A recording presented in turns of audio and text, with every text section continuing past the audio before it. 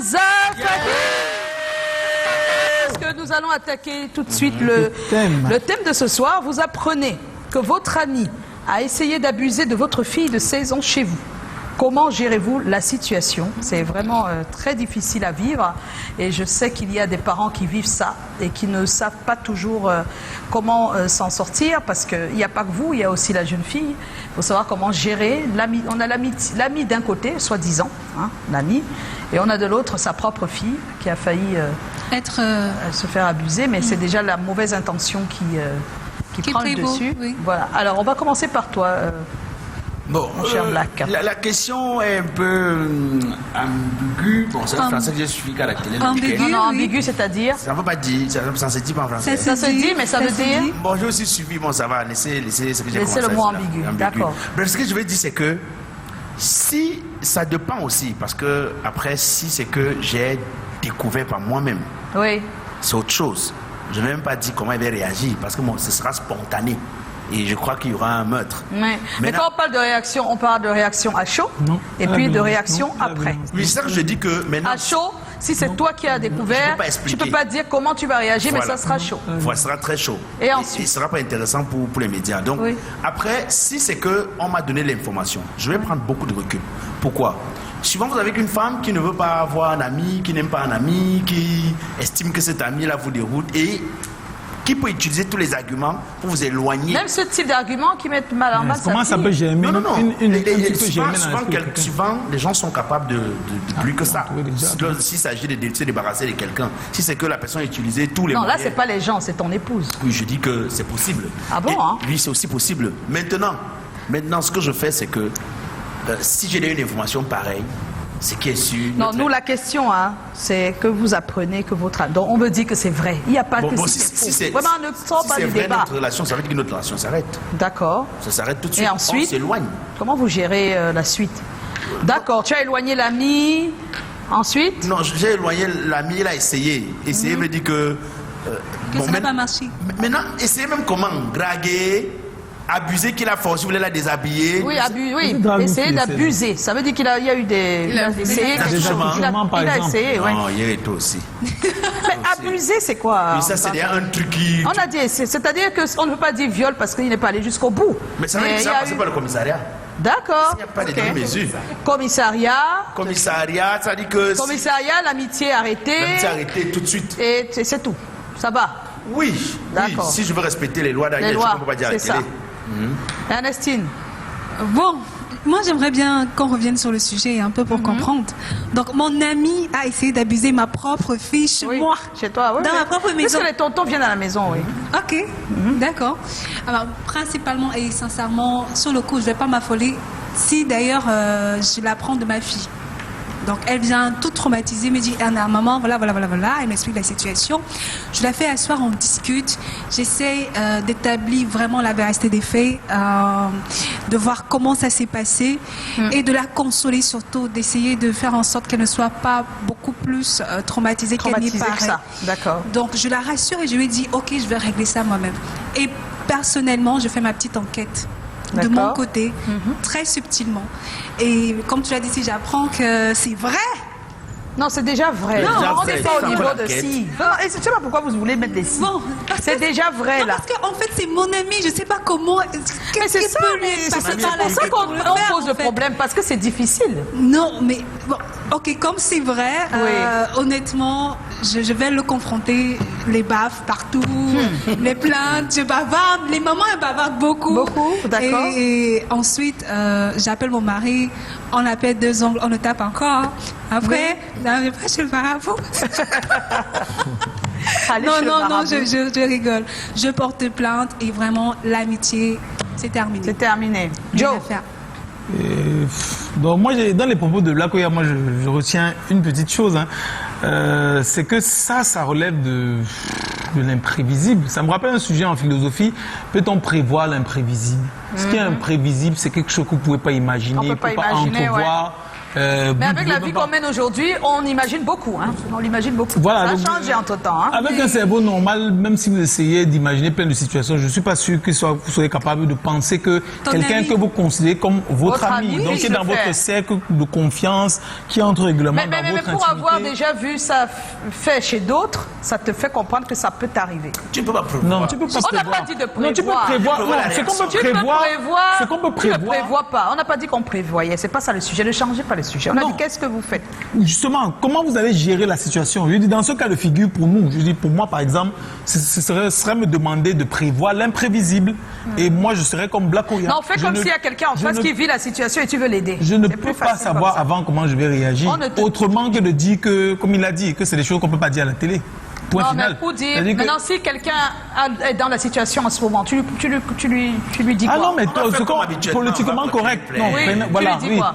tu te poses, tu prends l'enfant, tu l'écoutes, tu poses plusieurs questions pour être sûr que qu'elle est sûre de ce qu'elle a entendu, que c'est pas plutôt ce qu'elle a vu chez Télénovelas, je sais pas auquel. Oui, parce que les enfants, ça peut arriver. Voilà. Mais là, c'est dans le cas où c'est vrai. Bon. Voilà, maintenant tu te rapproches de ton ami, ton soi-disant ami, et tu lui reposes également les mêmes questions. Est-ce que, et comme l'a dit Dakoya, certainement tu vas déposer une plainte, tu vas aller comme ça. Mais ça, c'est vraiment le politiquement correct, parce que dans la vraie vie, je suis pas sûr que ça peut se passer comme ça. Dans la vraie vie, c'est plus compliqué que ça, c'est plus violent que ça. Alors, Haroun. Bon, je commence par avouer et confesser que je suis impulsive. Donc dès que l'enfant va me dire ça, je vais d'abord calmer mon enfant, c'est vrai. Je vais essayer de retenir la colère. Ça, c'est les femmes. Hein. J'ai remarqué, les femmes, c'est d'abord s'occuper de l'enfant. Oui. Les hommes, c'est la police. Il n'est plus mon ami. Non, on ne pense même pas à l'enfant. Vous n'arrivez pas rapidement à penser à la fille qui a été traumatisée. Moi, je dis clair que je suis très impulsive, surtout sur ce genre de choses. Je vais tout d'abord vouloir calmer mon enfant pour qu'elle ne voie pas à quel point je pars déjà en vrille. Dès que je finis de la calmer, je la confie à quelqu'un, à ma soeur, à une femme comme moi. Et dès que je sors de la maison, ce qui va se passer là-bas dehors, vraiment, c'est la police qui... C'est que quelqu'un ira en prison. Voilà. Soit c'est lui, soit c'est moi. C'est tout. Voilà. C'est seulement là-bas où je vais m'arrêter. Hamza. Oh. Parce que pour moi, c'est trop abusé. Parce qu'avec ce qu'on est en train de vivre, il y a tellement de choses. Là, ce n'est plus mon ami parce que violer...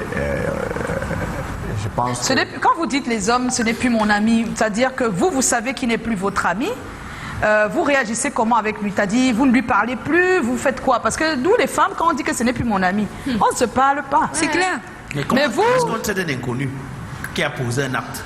Je ne sais pas. On le bloque sur WhatsApp. Ah bon. Quand c'est un inconnu qui a posé un acte... Je demande parce qu'il y a plusieurs versions. C'est un sujet... Le sentiment d'amitié qui pouvait limiter certaines choses n'existe plus. N'existe plus. C'est-à-dire que l'acte que veut poser... Mais quand vous voyez, comment vous faites? Comment on fait pour se revoir? Comment on fait? Non, vous pouvez vous voir. Vous avez des amis en commun si vous êtes amis. Non, on ne peut bien aller. Comment vous pouvez plus avoir des amis? Si j'arrive dans un endroit... Même une tontine. Non, j'explique pour que vous compreniez jusqu'où l'ampleur. Parce que c'est votre ami, vous avez peut-être plusieurs endroits où vous êtes ensemble. Il y a des amis que vous avez eus ensemble. Oui, il y a tout ça. On l'a dit, non? Vous allez choisir. Informé. Si elles sont solidaires, je les quitte parce que... Ah, voilà, c'est vers là que je voulais aller. C'est la même chose, c'est la même chose. D'accord. Voilà, c'est très clair. Non, il n'y aura plus rien. Il n'y a plus rien de... Voilà, c'est clair. En fait, Hamza est lui très clair. Et c'est pour ça qu'il faut aller voir maintenant ce que pense l'homme dans la rue.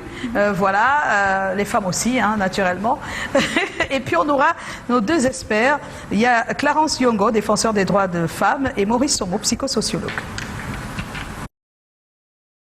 Je ne peux pas laisser parce que il a abusé de l'enfant, il a abusé. Il n'est pas allé... Il n'a pas marché comme il fallait quand même. Ça va quand même me déplaire. D'emblée, je serais fâché. Et je vais lui demander les motivations. Comment est-ce qu'on en est arrivé à ce stade-là? De toutes les façons, si c'est vraiment mon ami, il va porter les responsabilités de ce qu'il a fait. Je vais l'amener au commissariat d'abord pour qu'on l'entende, pour qu'on essaye de le mettre au pas, quoi. Alors moi, je vais réagir très mal. Vraiment très mal, je serai dans l'extrême parce que mes enfants, je leur fais confiance. Donc si mon enfant vient me confier que quelqu'un a tenté ou essayé quoi que ce soit, ça veut dire que mon enfant dit la vérité. Donc je réagirai très mal. Cette personne, je ne suis pas sûre qu'elle reverra le jour. Avant déjà que mes frères ou monsieur ne rentrent à la maison, je vais molester cette personne. Je vais d'abord remercier le fait que peut-être cela n'est pas arrivé. Et ensuite, je vais couper le contact avec cet ami, le chasser, ne plus avoir de contact avec lui, discuter avec ma fille, rencontrer un psychologue, essayer de voir si cela l'affecte ou pas. L'amitié avec l'ami, non, ça ne va pas continuer, ça va s'arrêter parce que déjà, s'il a vu ma fille de 16 ans à la maison, ça veut dire que déjà, il avait déjà les intentions de vouloir abuser de cet enfant.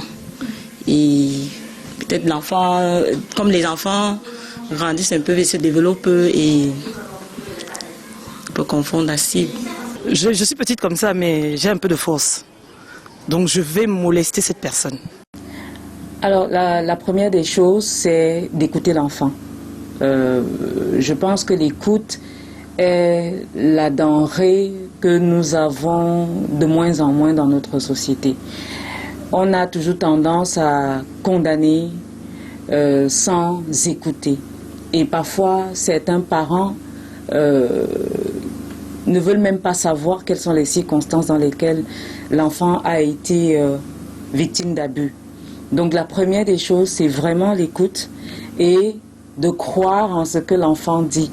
Nous avons plusieurs personnes qui sont adultes même aujourd'hui, qui lorsque ces personnes étaient petites, n'ont pas été crues par leurs parents. Vous imaginez le traumatisme quand vous êtes adulte. Ces personnes portent les stigmates de cette situation jusqu'à présent.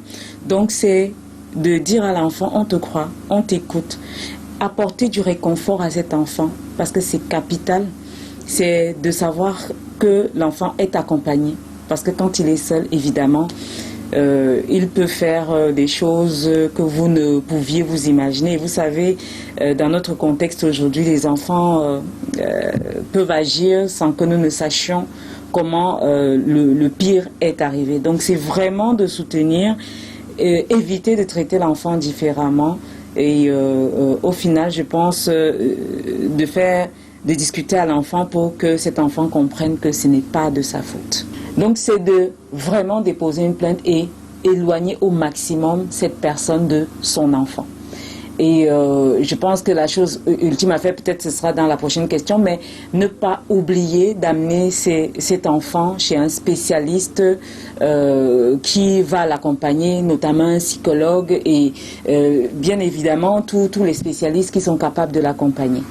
Qu'est-ce qui explique? Si tu rends compte qu'en réalité, son meilleur ami, comme vous le dites, l'a effectivement trahi. En ce moment, quelqu'un de posé, n'est-ce pas, prendra le temps de construire une réaction appropriée, du genre porter plainte, du genre couper les relations avec cet ami, et parfois certains de ruminer même une vengeance d'une façon ou d'une autre à long terme.